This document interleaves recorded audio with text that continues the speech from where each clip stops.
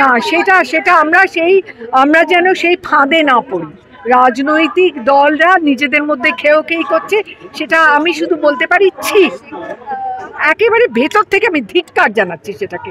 কিন্তু আমাদের প্রতিকার তো সাধারণ মানুষ চাইবে, সাধারণ মানুষ, সাধারণ নাগরিক, আমাদের তো একটা অধিকার আছে, আমরা তো করদাতা, আমরা কেন আমাদের দাবি ছাড়বো?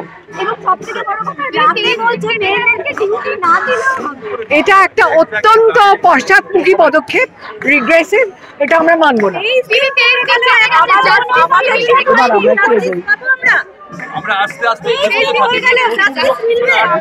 আমরা জানি না, আশা করছি মিলবে, আশা ছাড়া আমরা কি করতে পারি? সর্বোচ্চ আদালতের কাছে এটা রয়েছে, এতে আমার ভরসা আছে।